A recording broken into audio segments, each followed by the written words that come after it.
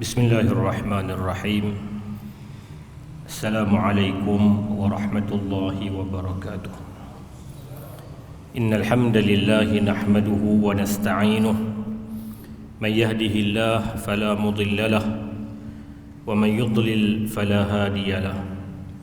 Ashhadu an la ilaha illallah wahdahu la syarika lahu wa ashhadu anna Muhammadan 'abduhu wa rasuluhu. Allahumma salli wa sallim wa barik wa an'im ala sayyidina Muhammad wa ala alihi wa ashabihi wattabi'ina wa tabi'ihim bi ihsanin ila yaumiddin, amma ba'd. Muslimin muslimat, hadirin hadirat, para jemaah yang dikasihi dan dirahmati Allah Subhanahu wa taala.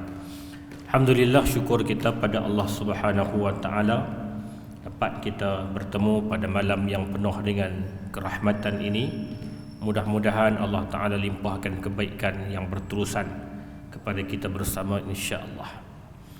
Dalam sebuah hadis riwayat dari Imam Ahmad, an Abi Naufal ibn Abi Aqrab qal jazi'a Amr ibn al-As 'inda al-maut jaz'an shadida.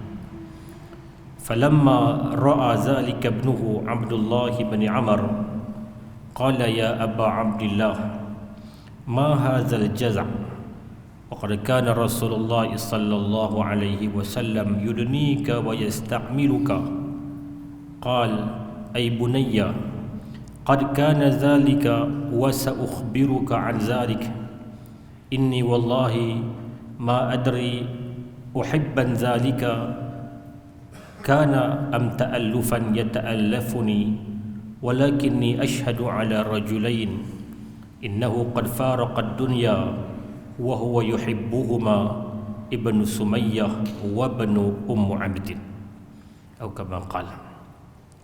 Cerita berkaitan dengan seorang sahabat ketika saat mendekati kewafatan, iaitulah Amr ibn As radhiyallahu anhu. Bila dia nak dekat dengan saat wafat, dia nampak kelihatan seolah-olah sangat takut. Sangat takut. Dia rasa gelisah, dia rasa bimbang, dia rasa macam-macam. Bila keadaannya macam tu, anak dia tengok. Anak dia Abdullah ibn Amr ibn As, seorang sahabat Nabi yang cukup hebat. Anak dan ayah kedua-duanya mereka sahabat. Maka kata anak ni kepada ayahnya, wahai Abu Abdillah, wahai ayah, apa sebab kamu gelisah, kamu rasa bimbang, kamu rasa takut? Sedangkan ketika Nabi sallallahu alaihi wasallam hidup dulu, Nabi telah jadikan engkau orang yang dekat, dan Nabi telah berikan banyak tanggungjawab kepada engkau. Maknanya Nabi redha dengan engkau. Masih gelisah lagi. Itu maksud soalan. Bila Amr ibn As ditanya oleh anak dia, maka kata dia, hang tengok keadaan aku dan aku akan cerita sebab apa aku gelisah. Kata Amr ibn As, aku gelisah. Betul Nabi pernah bagi tanggungjawab ke aku yang cukup banyak. Bahkan kalau kita baca balik kisah Amr ibn As bila dia masuk Islam, Nabi beri tanggungjawab jadi ketua perang. Walaupun dalam tentera itu ada Abu Bakar, walaupun dalam tentera itu ada Umar, sedangkan dia baru masuk Islam, Nabi bagi tanggungjawab kerana Nabi letakkan kepercayaan penuh kepada Amr ibn As. Maka kata Amr ibn As, betul Nabi beri tanggungjawab yang pelbagai kepada aku, tapi aku tak tahu sama ada tanggungjawab yang Nabi beri itu adakah kerana Nabi kasih dekat aku ataupun kerana Nabi sekadar nak pujuk aku. Adakah kerana Nabi betul-betul sayang aku ataupun kerana Nabi sekadar nak pujuk. Ya, 20 tahun dia lawan Nabi, 20 tahun. Bila dia masuk Islam, mungkin Nabi nak pujuk dia, Nabi nak tarik hati dia, maka Nabi bagi jawatan. Aku tak tahu sebab apa Nabi bagi jawatan ke aku, sama ada kerana Nabi kasih aku atau kerana Nabi sekadar nak memujuk hati aku. Tapi aku boleh bagi tahu dekat hang, wahai Abdullah, wahai anak dia, aku boleh bagi tahu dekat hang, aku saksikan ketika Nabi sallallahu alaihi wasallam meninggal wafat, Nabi telah membuktikan kasihnya kepada dua orang sahabat yang aku boleh sebut nama dia. Aku belum tentu. Betul yang Nabi bagi jawatan, Nabi bagi tanggungjawab tu, Nabi dekat dengan aku, tapi aku tak tahu Nabi kasih aku atau tidak. Tapi ada dua orang sahabat yang aku boleh sebut nama mereka. Ketika Nabi SAW wafat, Nabi sangat kasih kepada mereka. Siapa dua orang ni? Ibnu Sumayyah wa ibnu Ummi Abd, anak kepada Sumayyah iaitulah Ammar ibn Yasir, dan anak kepada Ummu Abd yang terkenal dengan panggilan Abdullah ibn Mas'ud radhiyallahu anhu. Kata Nabi, kata Amr ibn As, dua orang ni waktu Nabi wafat, ketika Nabi hidup, Nabi bagi macam-macam kat mereka. Itu betul, itu aku saksi. Nabi bagi tu kerana Nabi kasih pada mereka. Tapi yang Nabi bagi kat aku belum tentu. Aku tak tahu sama ada kasih Nabi pada aku ataupun sekadar Nabi nak tarik hati aku. Demikian keadaan para sahabat radhiyallahu anhum ajma'in, yang mereka sentiasa merasakan apa yang mereka sumbangkan kepada agama tak cukup, apa yang mereka berikan kepada agama tak cukup. Walaupun kita baca kisah hidup, memang itulah segala-galanya mereka curahkan kepada perjuangan agama. Saya mulakan kisah itu kerana cerita kita pada malam ini berkaitan dengan Abdullah ibn Mas'ud radhiyallahu anhu. Saya mulakan mukaddimah tu untuk nak cerita, perkenalkan secara umum siapa Abdullah ibn Mas'ud, seorang yang sangat dikasihi oleh baginda sallallahu alaihi wasallam.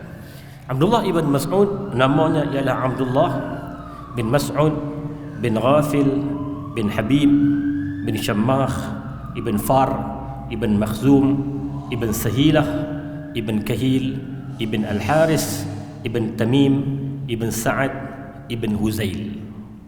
Itu dia punya susur galur keturunan dia. Daripada susur galur tu kita dapat faham bahawa Abdullah ibn Mas'ud datang daripada Bani Huzail. Bani Huzail, satu kabilah besar pada zaman tu, selain daripada Quraisy dan sebagainya. Dia ada satu kabilah yang besar nama dia Huzail, Bani Huzail. Bahkan ada juga riwayat yang kata Huzail ataupun juga dari Bani Tamim, satu lagi kabilah yang besar, Bani Tamim. Jadi Abdullah ibn Mas'ud datang dari susur galur keturunan besar pada waktu itu yang menguasai tanah Arab. Walaupun mereka ni bukan orang Mekah, tapi mereka duduk di pinggir-pinggir Mekah, dan mereka menjadi sebahagian dari kabilah yang sangat besar. Dan Bani Tamim serta Bani Huzail, kebanyakan mereka menempati Yamamah, kawasan Najd, kawasan Yamamah, kawasan yang terkenal dengan peristiwa Musaylimah Al-Kazzab, kawasan sebelah itulah.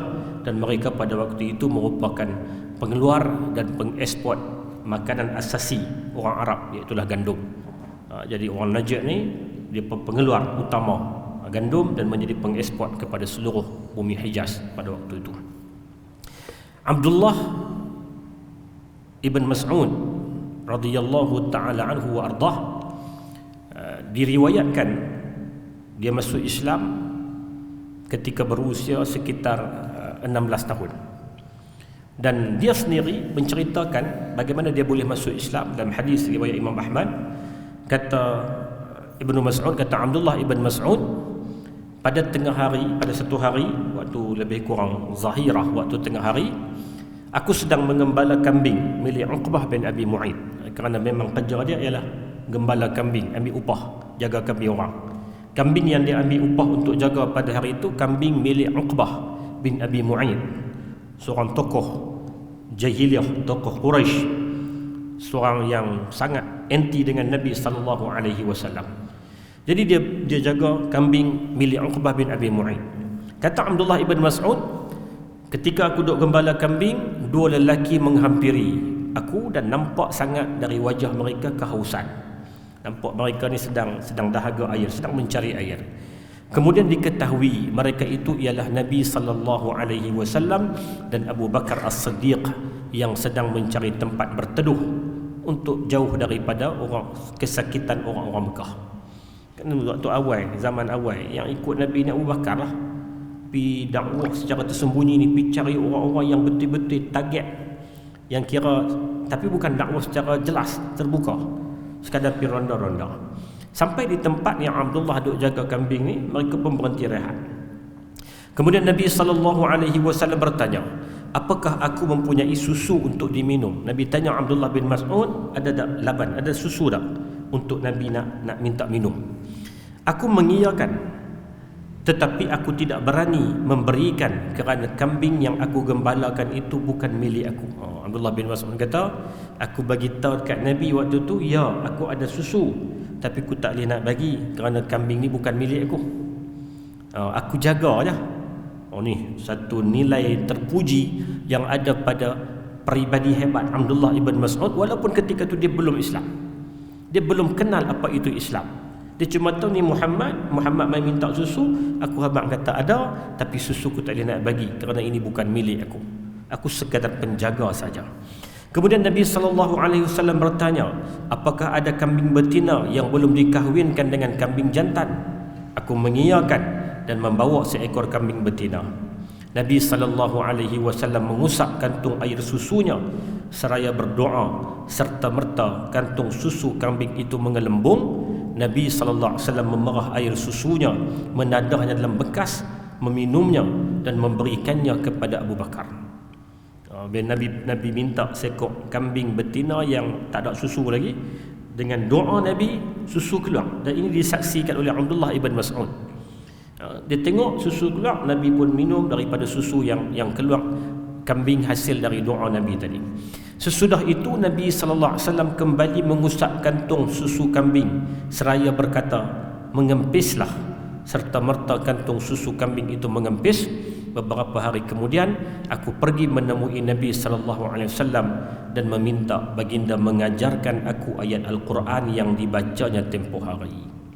Abdullah bin Mas'ud kata, selepas kejadian itu, bukan kerana mukjizat itu semata-mata dia masuk Islam, tak, tetapi kerana hidayah Allah Subhanahu wa taala dan tertarik dengan apa yang Nabi persembahkan di hadapan dia dengan doa dan ayat-ayat Quran, maka dia terus pergi jumpa Nabi. Dia kata, ya Muhammad, ajarkan pada aku ayat-ayat yang engkau bacakan ketika kita bertemu beberapa hari lepas. Maka Nabi SAW mengusap kepalaku dan berkata, yarhamukallah, innaka ulamun muallamun. Nabi kata, moga-moga Allah merahmati engkau, engkau seorang budak yang terpelajar. Maka Nabi doakan kepada Abdullah ibn Mas'ud. Kisah di atas diriwayatkan oleh Ibnu Hibban rahimahullahu ta'ala dalam kitab sahihnya.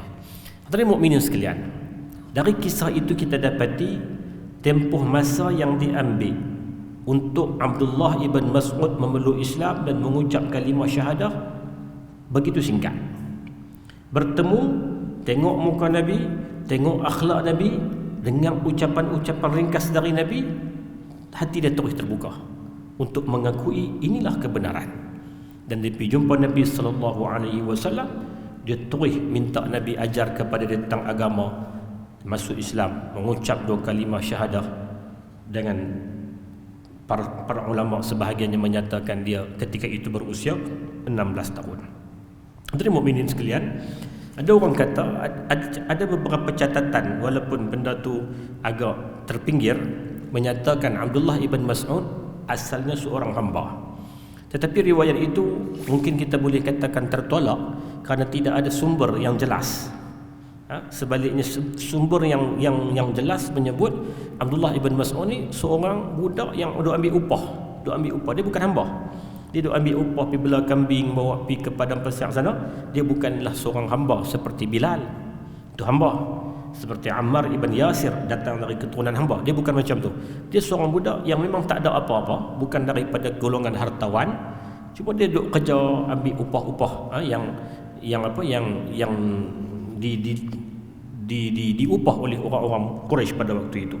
Dari mukminin sekalian, Abdullah ibn Mas'ud, kalau boleh kita sebut juga di antara ciri fizikalnya, dia adalah seorang yang bertubuh kecil. Kalau hari ini dia akan masuk dalam kategori OKU. OKU, mungkin dia boleh pegang kad OKU. Kerana betisnya yang sangat kecil, tubuhnya yang kerdil, rambutnya yang rinting, mukanya agak kehitaman. Itu dia punya ciri-ciri fizikal. Sehingga kan para sahabat pernah melihat betisnya tersingkap.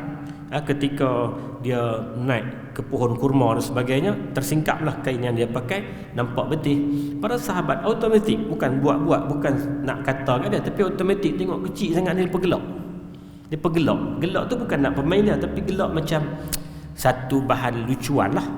Maka Nabi SAW tegur para sahabat dalam hadis yang cukup masyhur, hadis yang cukup popular, riwayat daripada Imam Ahmad. Kata Nabi SAW, wallazi nafsi biyadih lahuma athqalu fil mizani min Uhudin, demi zat yang jiwaku berada di bawah tangannya, dua betis milik Abdullah ibn Mas'ud itu lebih berat timbangannya daripada bukit Uhud.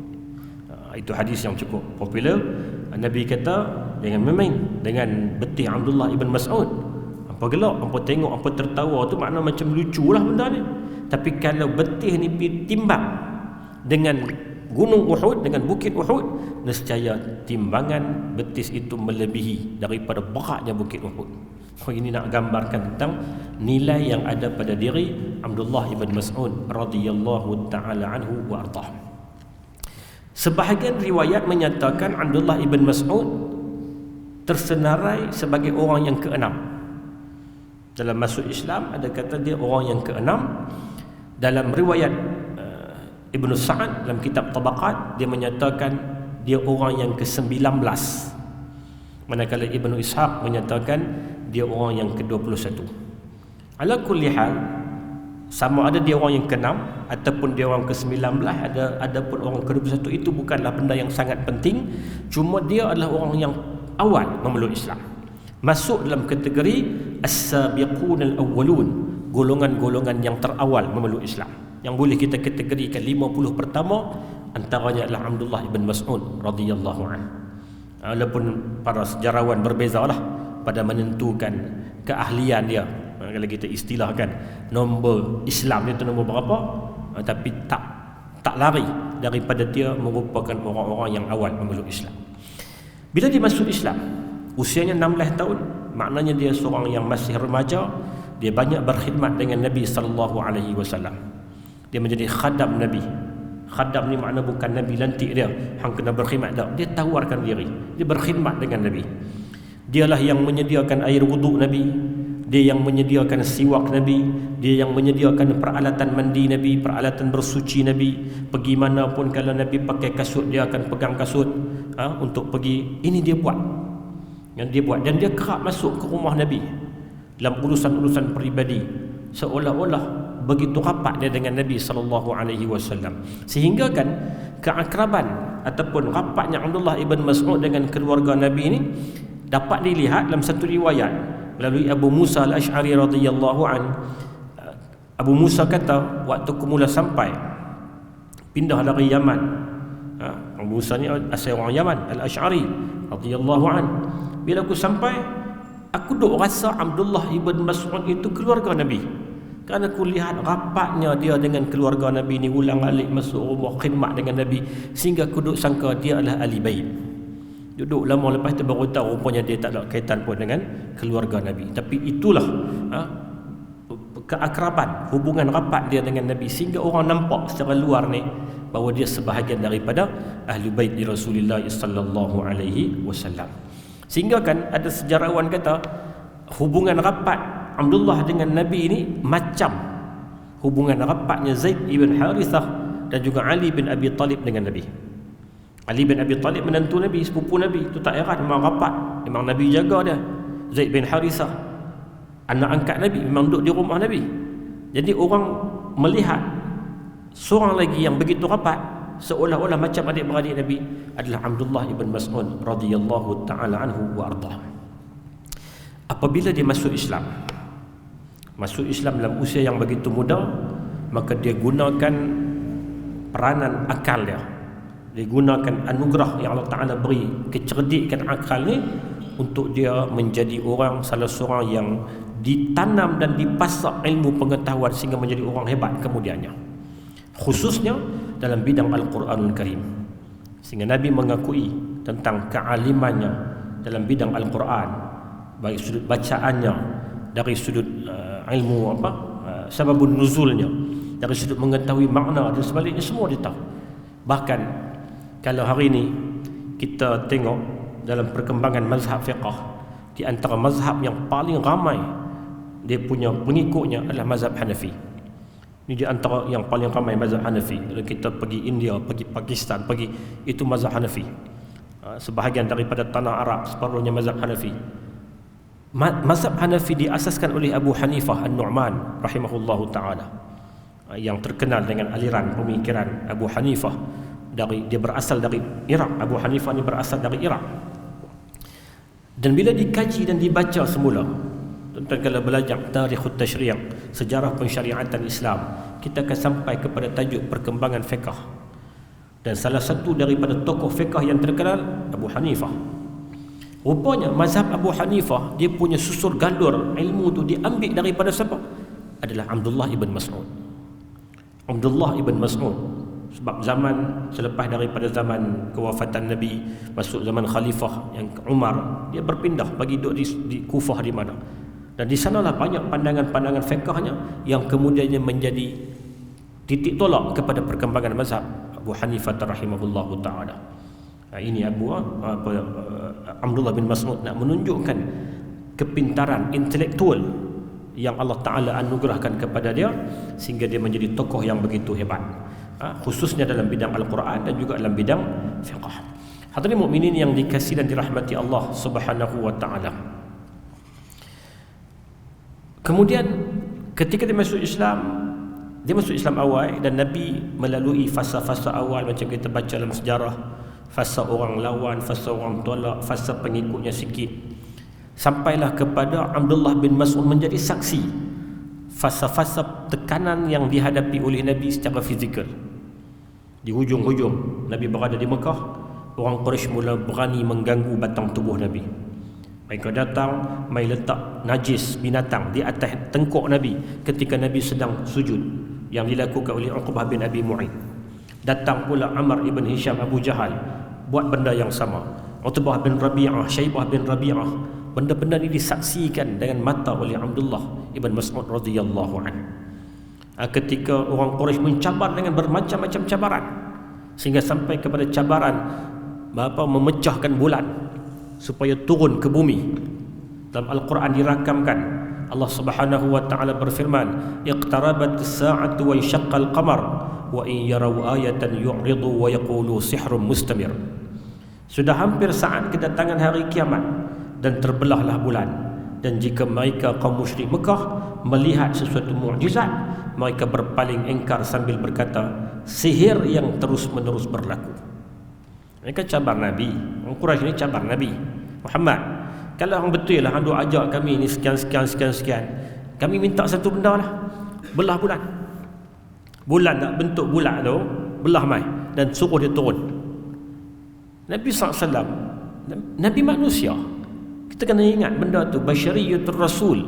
Nabi ni dia bukan tok nujum, dia bukan ahli silap mata, dia bukan bawa mai benda tu. Dia manusia yang bawa risalah. Qul innama ana basyarun mithlukum yuha ilayya annama ilahukum ilahu wahid. Quran kata apa? Katakan wahai Muhammad, aku manusia macam apa? Bezanya aku ada wahyu. Tapi oleh kerana cabaran dan permintaan dari Quraisy, Nabi pun minta dari Allah Azza wa Jalla dengan mendadah tangan dan berdoa. Takdir Allah, bulan terbelah dua, dan bulan jatuh, satu di Jabal Abi Qubais, satu di Jabal Qu'ayqi'an yang duduk dekat-dekat dengan dataran Kaabah. Bila jatuh, apa kata orang Quraisy? Bila bulan turun, secara realitinya, di antara benda yang disaksikan oleh Abdullah bin Mas'ud ni, bila turun bulan tu secara realitinya, apa kata mereka? Wa in yarau ayatan yu'ridu wa yaqulu sihrun mustamir. Mereka berpaling, mereka kata ini sihir yang tak habis-habis, sihir yang dilakukan oleh Muhammad. Ini peristiwa-peristiwa yang disaksikan oleh Abdullah ibn Mas'ud radhiyallahu an, bermula daripada saat tekanan secara emosinya sampailah kepada tekanan secara fizikalnya, berterusan dihadapi oleh Nabi SAW dan para sahabat. Turut berada pada waktu itu adalah Abdullah ibn Mas'ud radhiyallahu ta'ala anhu wa ardhah. Maka di bawah bimbingan Nabi dan didorong oleh semangat yang luar biasa, Abdullah bin Mas'ud ada semangat nak belajar. Maka Abdullah bin Mas'ud muncul sebagai sahabat yang mampu memahami ayat-ayat Al-Quran, Beliau memecah kebuntuan tradisi masyarakat yang lebih mementingkan suku, maruh dan kehidupan bersifat permisif dengan menjalankan tradisi baharu dalam bidang pengetahuan. Waktu tu dia bukan orang Mekah tulen, sebab Mekah tulen ni adalah dikuasai oleh Quraisy. Dan pada waktu itu mereka berbangga dengan keturunan. Nak jadi apa pun dia akan tengok dulu ramai dari suku mana, hang ni keturunan mana, hang dapat. Tapi Abdullah bin Mas'ud dia memecahkan benda ni, pemahaman ni, sehingga dia tak peduli hampa nak bicara tentang tajuk suku-suku lah, aku nak dengan Nabi. Sehingga dia belajar dan mengangkat martabat dia jadi orang hebat dengan menguasai ilmu Al-Quran, walaupun dia bukan asal daripada orang Mekah. Tapi dia pecahkan pemahaman ni, nak bagi tahu nak jadi orang yang hebat, nak jadi tokoh, dia tak perlu kepada semua ni. Turunan apa semua ini tak perlu.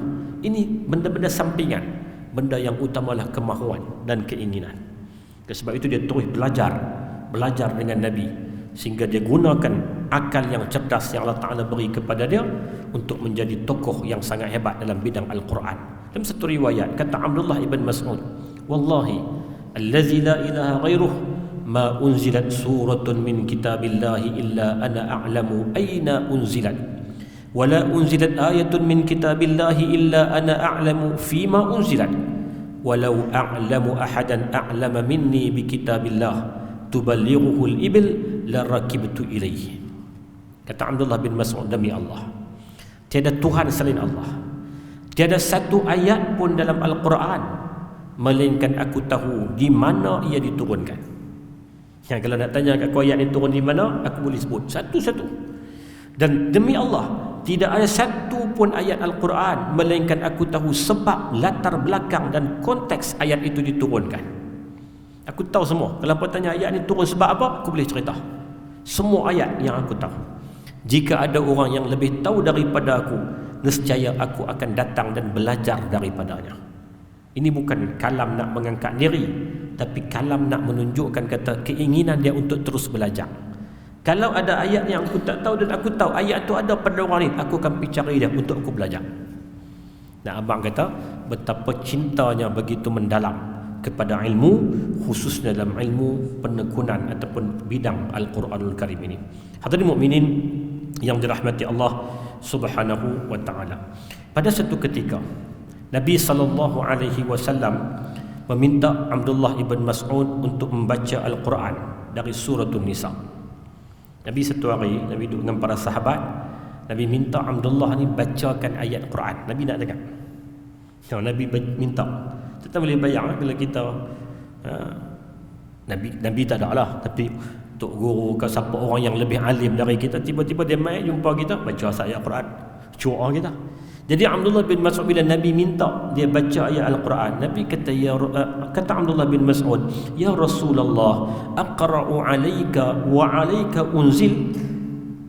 Ya Rasulullah, patutkah aku baca Quran kepadamu sedangkan Quran itu diturunkan kepada engkau?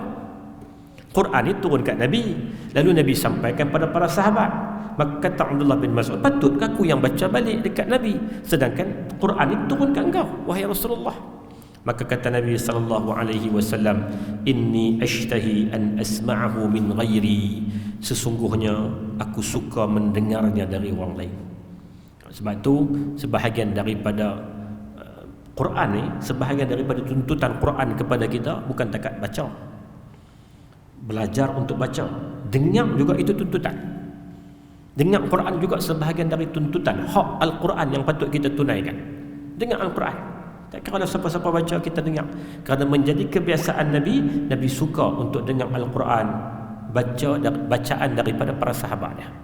Ada riwayat yang kata Nabi minta Abu Musa Al-Ash'ari baca, sebab suara Abu Musa ni seperti suara Nabi Allah Dawud alaihi salam. Mana dia ada merdu tu, rentak. Bacaan dia tu sedap. Nabi Allah Dawud, Allah Ta'ala kurnia kepada dia kemerduan suara di antara mukjizatnya. Maka Nabi suka dengar daripada Abu Musa Al-Ash'ari. Nabi suka dengar daripada Abdullah ibn Mas'ud, dan banyak lagi sahabat-sahabat lain yang Nabi ambil kesempatan untuk minta daripada mereka pendengarkan bacaan ayat Al-Quranul Karim. Bila Nabi baca, bila Abdullah bin baca ayat 41 daripada surah An-Nisa, Ibnu Mas'ud kata, aku melihat wajah mata Nabi pada waktu itu berkaca. Maknanya Nabi macam ada kesedihan, ataupun Nabi menghayati penghayatan Nabi terhadap ayat yang dibaca oleh Abdullah ibn Mas'ud radhiyallahu taala anhu wa ardah. Abdullah bin Mas'ud tergolong di kalangan sahabat yang pernah berhijrah ke dua tempat. Dia pernah berhijrah ke Habasyah dan dia juga berhijrah ke Madinah. Dia berhijrah ke Habasyah bersama dengan sahabat Nabi sejumlah 80 orang lebih untuk keluar daripada tekanan yang dikenalkan oleh orang-orang Quraisy kepada Nabi dan para sahabat, di mana Nabi mengarahkan para sahabat yang ada kemampuan untuk keluar daripada Mekah pergi berhijrah ke Habasyah. Dan Abdullah ibn Mas'ud termasuk di kalangan mereka yang berhijrah ke Habasyah. Kemudian dia patah balik ke Mekah dan selepas itu dia diberikan keizinan untuk berhijrah ke Madinah Al-Munawwarah. Dan bila sampai di Madinah Al-Munawwarah, Nabi persaudarakan dia dengan Mu'adz ibn Jabal radhiyallahu taala anhu wa ardah. Seorang lagi sahabat hebat. Sama-sama orang dalam bidang fiqh ni. Kalau Abdullah bin Mas'ud terkenal sebagai ahli fiqh, Mu'adz bin Jabal apa kurangnya? Sehingga akan mendapat pengiktirafan dari Nabi sebagai a'lamuhum bil halal wal haram. Manusia yang paling menguasai ilmu hukum halal haram adalah Mu'adz bin Jabal. Jadi mereka berdua ni, Abdullah bin Mas'ud dengan Mu'adz bin Jabal, dipersaudarakan, dijadikan sebagai teman yang begitu rapat. Dan sebab ini di antara proses awal yang dilakukan oleh Nabi sallallahu alaihi wasallam kepada para sahabat. Keadaan Madinah pada waktu itu dia begitu, bahasa dia kata begitu sesuai, begitu kondusif untuk menjadikan sebagai tapak perkembangan ilmu. Jadi Abdullah bin Mas'ud ni dia dah jadi orang yang sangat cinta ilmu. Bila mai ke tempat Madinah yang memang boleh, suasana persekitaran tu membentuk jiwa menjadi orang yang teringinkan ilmu, maka dia mengambil kesempatan untuk belajar. Termasuklah belajar daripada orang-orang Yahudi. Belajar dari sudut kehidupannya dari orang Yahudi, kerana orang Yahudi berada di Madinah pada waktu itu. Ilmu-ilmu yang mungkin tak boleh dapat daripada secara berlututnya dengan orang-orang Islam, maka dia dapatkan daripada orang-orang Yahudi. Yahudi ada kemahiran-kemahiran tertentu, dan semangat daripada Abdullah bin Mas'ud ni dia belajar semua. Walaupun tidaklah secara langsung, tapi dia ambil kemahiran-kemahiran hidup ni daripada orang-orang Yahudi yang ada pada waktu itu di Madinah. Sehingga kan, kalau boleh kita sebut tentang markas pertama di Mekah, pergerakan Islam ni bermula di rumah Al-Arqam bin Abil Arqam. Islam ni bermula bergerak di situ. Bila dihimpunkan para sahabat mai belajar Al-Quran mai apa, sehinggalah masuknya Islam Umar, baru orang Islam bertebaran keluar. Kalau di Madinah, dia bermula di mana? Di Suffah, satu tempat yang berada di belakang rumah Nabi sallallahu alaihi wasallam. Yang di situ para sahabat berkumpul. Dia bukan sekadar jadi tempat rehat bagi orang-orang yang tak ada rumah, tetapi dia merupakan satu tempat tapak kepada orang-orang datang belajar Al-Quran dan mengembangkan ilmu agama. Jadi kalau dalam sejarah Mekah terkenal dengan rumah Al-Arqam bin Abil Arqam, di Madinah tempat yang memunculkan generasi hebat ini adalah di Suffah. Satu bangunan, satu tempat. Dia bukanlah bangunan, tapi dia tempat yang ada sedikit bumbung, berada di sebelah belakang Masjid Nabi sallallahu alaihi wasallam. Selain daripada dia didiami oleh orang-orang yang tak ada rumah, sahabat-sahabat yang mai musafir agama, mai jauh, tak ada keluarga, tak ada apa, duduk situ. Dia bukan takat jadi tempat untuk orang-orang dapat perlindungan, tapi dia merupakan satu pusat gerakan sehingga tersebarnya ilmu Al-Quran, ilmu hadis. Para sahabat belajar membaca situ. Para sahabat yang ada kemahiran menulis, ajak sahabat-sahabat yang menulis, semuanya bermula di Suffah. Satu kedudukan yang biasa orang nampak ahli Suffah ni tempat orang miskin duk. Biasa orang nampak macam tu. Geng-geng welfare ni duk pergi tumpang tidur, duk pergi pada. Dia bukan setakat tu. Dia lebih daripada tu. Dia pusat gerakan perkembangan Islam bermula di Madinah Al-Munawwarah. Hadirin mukminin yang dikasihi dan dirahmati Allah Subhanahu wa taala. Selain daripada Abdullah bin Mas'ud terkenal sebagai orang yang menggunakan kecerdikan dan kecerdasan akalnya untuk menjadi tokoh intelektual di kalangan para sahabat, tidak kurang walaupun tubuhnya kerdil, dia turut menyumbang dengan sumbangan yang begitu hebat di medan peperangan. Walaupun dia orang kerdil, kategorinya OKU saya sebut tadi, tapi itu tidak menghalang untuk dia turut terlibat secara langsung dalam peperangan bersama dengan Nabi SAW. Dan perang Badar adalah perang yang sangat istimewa dalam diari kehidupan Abdullah ibn Mas'ud. Dia sangat hebat. Dalam perang Badar ni wataknya muncul begitu hebat. Diceritakan apabila perang selesai, bagi memastikan kematian Abu Jahal, Nabi SAW meminta tentera Madinah mencari mayat Abu Jahal ni. Sebab berita sampai kata Abu Jahal ni mati. Abu Jahal ketua pada waktu tu. Jadi Nabi arahkan dah selesai perang, nak pasti betul tak Abu Jahal ni mati, Nabi arahkan sahabat-sahabat untuk pergi cari panggil apa? Abu Jahal lah. Nak panggil jenazah ni nampak mulia sangat. Mayat Abu Jahal, pergi cari tang mana yang kata Abu Jahal. Oleh kerana orang Ansar tak kenal Abu Jahal ni macam mana, tak kenal. Yang dia tahu Abu Jahal ni jahat, yang dia tahu Abu Jahal ni musuh Nabi. Tapi dari sudut rupa nak picam balik ni payah. Maka Nabi SAW berikan penerangan tentang ciri-ciri spesifik Abu Jahal ni macam mana. Kata Nabi, pada satu hari ketika kami masih kanak-kanak, aku dan dia bersesak-sesak di jamuan di rumah Abdullah ibn Jud'an. Oleh sebab aku terlebih kurus daripadanya, aku menolaknya hingga dia jatuh melutut. Sebelah lututnya cedera dan meninggalkan kesan, sehingga hari ini parut itu masih kelihatan. Jadi ni nak terangkan sifat Abu Jahal ni macam mana. Zaman tu tak ada gambar, tak ada apa. Maka nak cerita, Nabi kata dulu pernah aku dengan Abu Jahal ni bersesak dalam satu program apakah, dia terjatuh.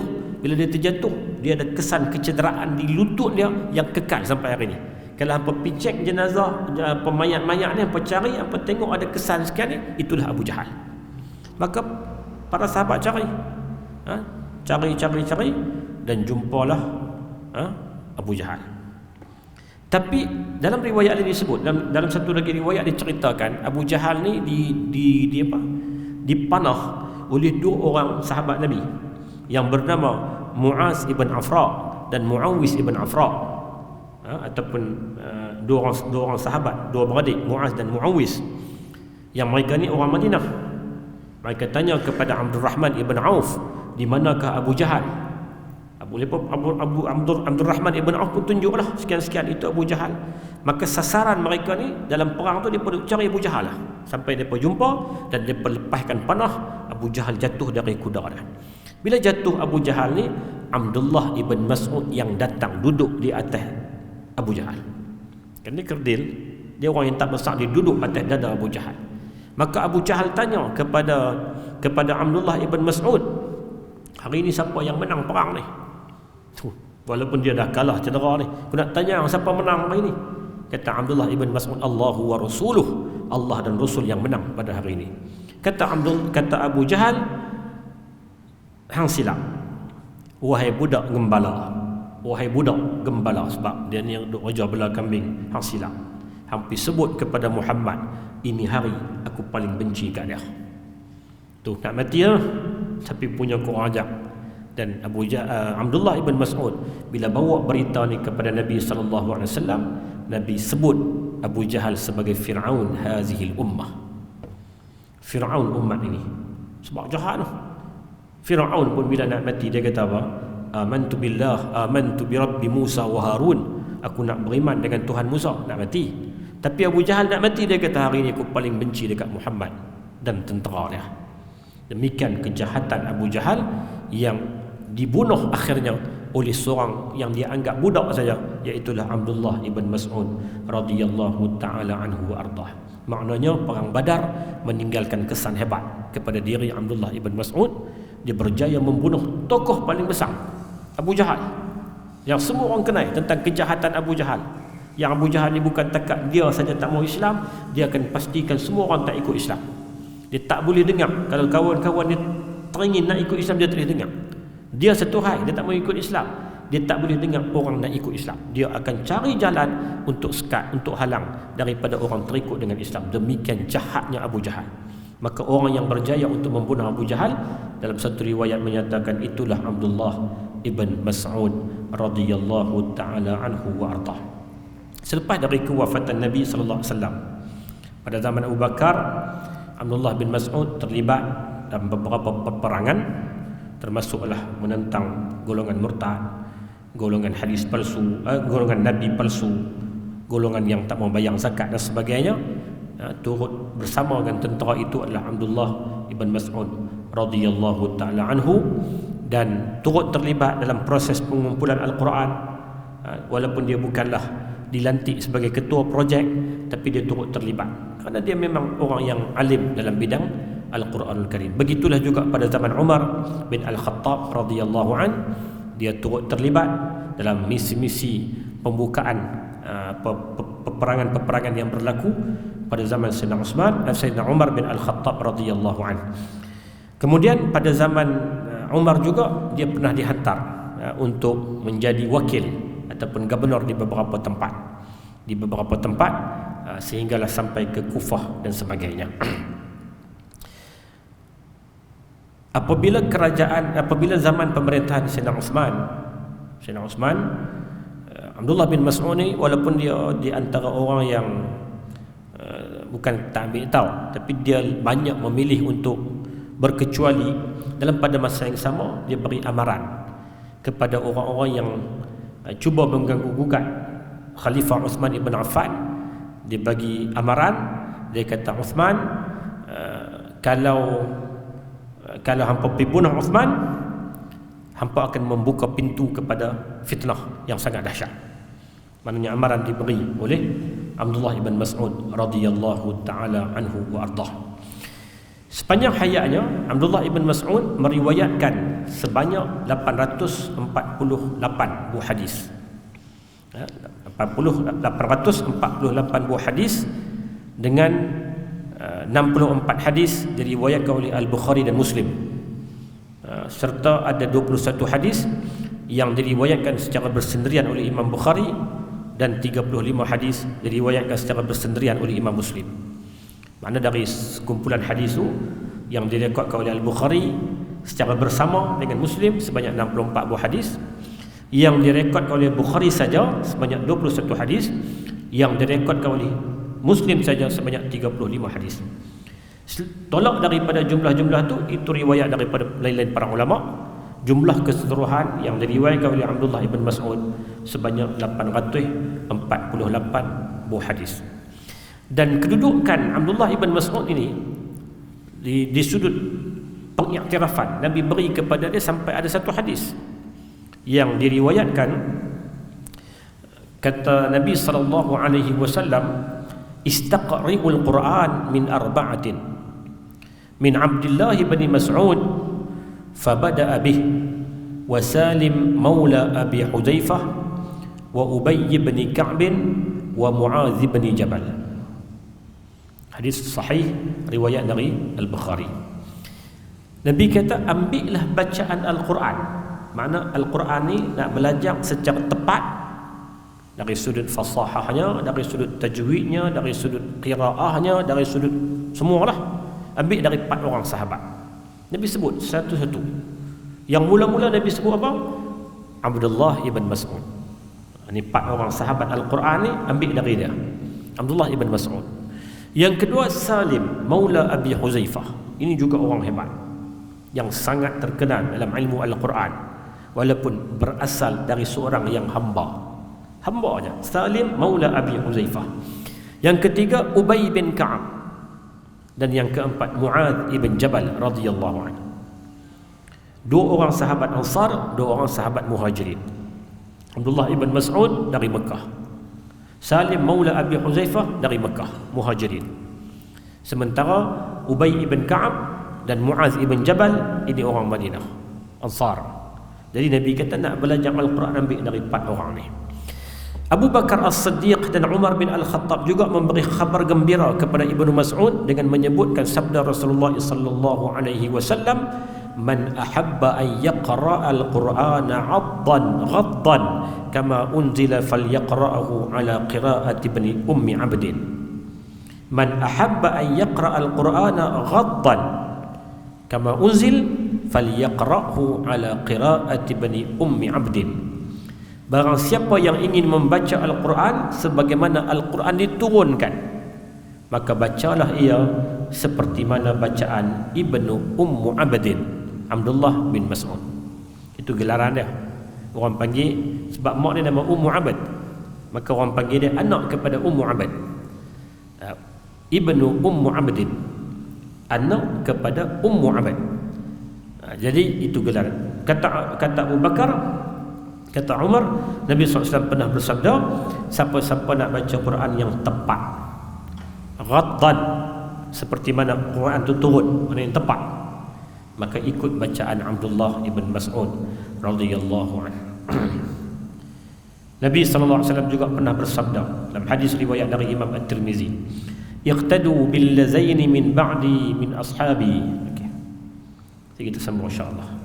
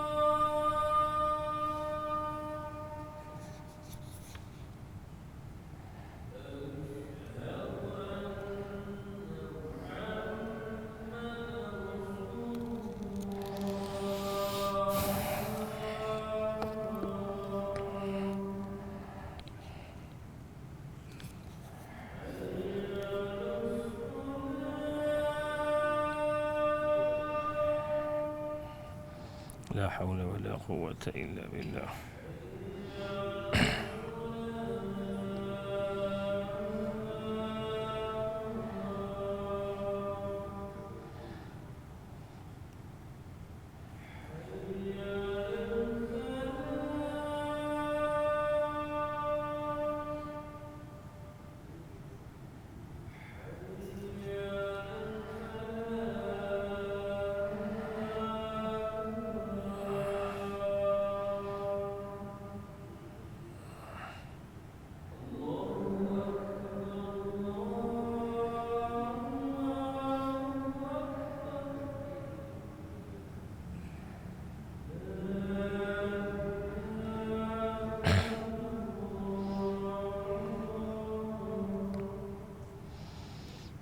La ilaha illallah. Wa la khaifun ya.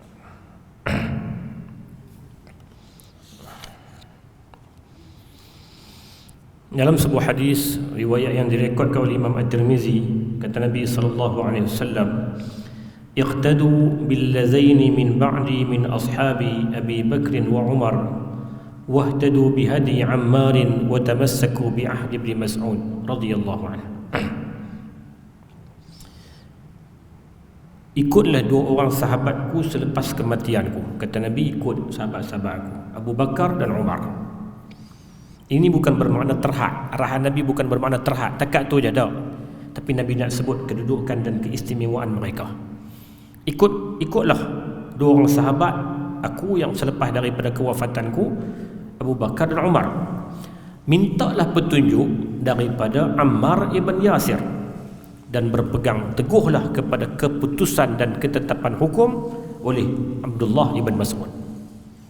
Nabi kata, selepas daripada kewafatan aku, ikut Abu Bakar, ikut Umar, minta petunjuk dari Ammar ibn Yasir. Kan Ammar ibn Yasir sahabat yang Nabi diakui oleh sahabat lain, kata Nabi kasih kat dia. Dan kalau ada ketetapan hukum, ikut Abdullah ibn Mas'ud. Ini juga sahabat yang diakui, Nabi kasih kepadanya ketika Nabi SAW wafat. Umar bin Al-Khattab mengulas mengenai Abdullah ibn Mas'ud. Dia dipenuhi dengan keluasan ilmu pengetahuan. Umar bila orang tanya kepada dia tentang Abdullah bin Mas'ud ni macam mana, cuba cerita sikit sifat Abdullah bin Mas'ud, Umar kata, manusia paling alim. Dia ni cukup luas pengetahuannya. Sebab memang dia di antara tokoh intelek pada zaman Nabi sallallahu alaihi wasallam. Bukan dilahirkan daripada mana-mana universiti, tapi lahir daripada madrasah Nabi sallallahu alaihi wasallam. Abdullah ibn Mas'ud. Abu Musa al-Ash'ari berkata, janganlah kamu bertanya kepadaku mengenai apa-apa pun selagi kamu memiliki orang ini, Abdullah ibn Mas'ud, dalam kalangan kamu. Kata Abu Musa al-Ash'ari, selagi Syekh ni ada, Abdullah ibn Mas'ud ada, hampa jangan main tanya ke aku tentang apa-apa masalah. Pergi tanya kat dia. Masalah fiqah lah, masalah hukum hakam. Selagi dia ada, tanya dia. Kerana dia tempat yang paling layak. Sahabat bimbang, kalau bagi pandangan tersilap, sedangkan ada orang yang lebih utama dari mereka. Abu Musa Ash'ari bukan nama kecil, tuan-tuan. Seorang sahabat hebat. Dan pada masa yang sama, dia turut meletakkan penghormatannya kepada Abdullah ibn Mas'ud kerana ketokohan ilmu yang luar biasa. Huzaifah berkata, aku tidak pernah melihat orang yang lebih dekat dengan Nabi SAW dalam cara hidup dan sifatnya selain dari Abdullah ibn Mas'ud. Kata Huzaifah, orang yang paling dekat dengan kehidupan Nabi adalah Abdullah ibn Mas'ud. Sebab dia masuk Islam, start dari masuk Islam, terduduk dengan Nabi. Sampailah Nabi wafat. Sampai Nabi wafat barulah dia mengembara ke tempat lain. Maknanya tempoh yang cukup panjang dia bersama dengan Nabi sallallahu alaihi wasallam. Muaz ibn Jabal pernah berpesan sebelum dia wafat. Kata Muaz bin Jabal, seraplah ilmu daripada 4 orang. Uwaimir Abu Darda, Salman Al-Farisi, Abdullah bin Mas'ud dan Abdullah ibn Salam. Kata Muaz bin Jabal ni sahabat yang kita sebut nama dia tadi. Dia dipersaudarakan dengan Abdullah bin Mas'ud sebaik sampai dalam peristiwa hijrah. Jadi dia kata waktu dia nak wafat, Muaz bin Jabal, nanti kita baca pula kisah dia. Dia wafat ketika terkena penyakit ta'un di Syam. Dia kata, aku pesan ke hampa cari ilmu dari 4 orang yang ada ni.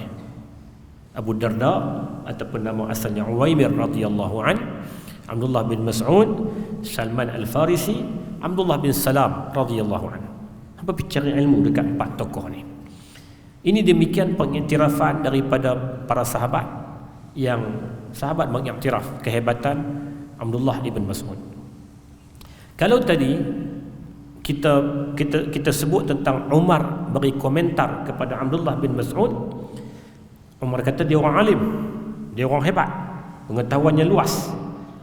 Abdullah bin Mas'ud pula bila diminta apa komentarnya tentang Umar ibn Al-Khattab, kata Abdullah ibn Mas'ud, Umar ini pengislamannya adalah pembukaan, hijrahnya adalah kemenangan, pemerintahannya adalah kerahmatan. Bila orang tanya kepada dia tentang Umar, dia puji Umar. Maknanya sahabat ni macam tu, saling menghargai. Mereka tahu, walaupun orang puji mereka, orang angkat mereka, tapi mereka tahu orang tu lebih hebat dari dia. Maka Umar apabila diminta untuk menyifatkan Abdullah, dia kata Abdullah orang alim. Abdullah pula bila diminta untuk sifatkan Umar, dia kata Umar ni orang paling bagus. Demikian apa yang dilakukan oleh para sahabat radhiyallahu taala anhu wa ardah. Ibnu Abidin, seorang tokoh dalam mazhab Hanafi, dia kata apa? Satu ungkapan, dia menggambarkan ilmu fiqh ni macam hidangan makanan, macam roti. Dia kata fiqh ditanam oleh Abdullah bin Mas'ud. Fiqh dalam arti kata fiqh pada mazhab Hanafi. Sebab dia tokoh mazhab Hanafi ni, yang kata Ibnu Abidin ni.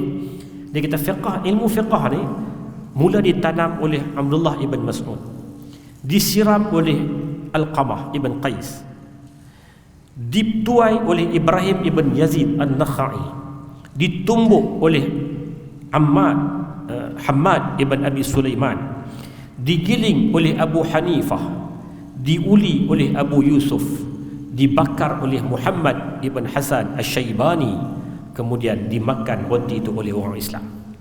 Cantik kata-kata itu cukup. Dia nak gambarkan betapa jasa besar daripada orang awal tu, Abdullah ibn Mas'ud, yang susur galur yang kita sebut nama-nama tokoh tadi, Alqamah ibn Qais, Ibrahim bin Yazid an-Nakhai, Hammad ibn Abi Sulaiman, Abu Hanifah. Ini tokoh-tokoh mazhab Hanafi. Sebelum munculnya ni, orang yang mula-mula gagaskan aliran ini adalah Abdullah ibn Mas'ud radhiyallahu taala anhu wa ardhah. Hadirin mukminin sekalian, Abdullah ibn Mas'ud meninggal dunia pada tahun 32 Hijrah ketika berusia 58 tahun, dan dikebumikan di perkuburan Baqi' al-Gharqad. Sebahagian riwayat menyatakan dia dikebumikan di sebelah makam ataupun di sebelah kubur Uthman ibn Maz'un radhiyallahu anhu. Uthman ibn Maz'un orang pertama di kalangan muhajirin yang dikebumikan di Baqi', dan di sebelahnya adalah Abdullah ibn Mas'ud radhiyallahu taala anhu wa ardhah. Sebelum dia meninggal, dia pernah pergi mengerjakan haji. Dalam perjalanan dia sampai di satu tempat namanya Rabzah, satu kawasan padang pasir. Dia tengok ada orang duk baru selesai daripada pengkebumian jenazah. Lalu dia tanya, apa dia uruskan jenazah siapa ni apa semua? Orang pun cerita, rupanya jenazah yang mereka diuruskan itu adalah sahabat Nabi yang bernama Abu Zar Al-Ghifari radhiyallahu anhu. Abu Zar waktu itu bila Abdullah bin Mas'ud saksikan, dia teringat balik apa yang Nabi pernah sebut. Nabi pernah sebut ketika peristiwa peperangan Tabuk, bila tengok Abu Zar datang secara berseorangan, Nabi kata rahimallahu Aba Dzarrin, moga-moga Allah Ta'ala merahmati Abu Zar. Abu Zar ni hidup secara bersendirian, dia berjalan mai sini pun secara bersendirian, dia akan mati pun secara bersendirian, dan dia akan dibangkitkan dalam keadaan bersendirian. Jadi Abdullah bin Mas'ud teringat, ni yang Nabi kata betul. Hari ini dia saksikan Abu Zar mati di tengah padang pasir secara bersendirian. Kerana memang sikap dia macam tu, dia suka bersendirian. Akhirnya diuruskan jenazah dia oleh orang-orang yang lintas di kawasan itu.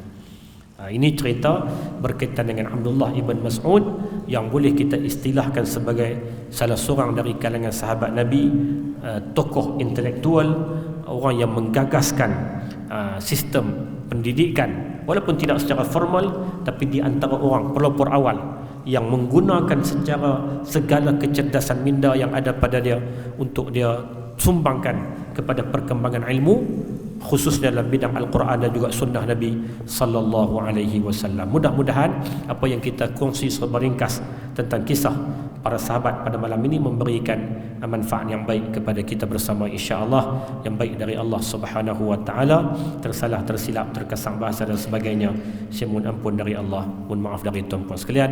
Aqulu qawli hadza wa astaghfirullahal azim li wa lakum. Wassalamu alaikum warahmatullahi wabarakatuh.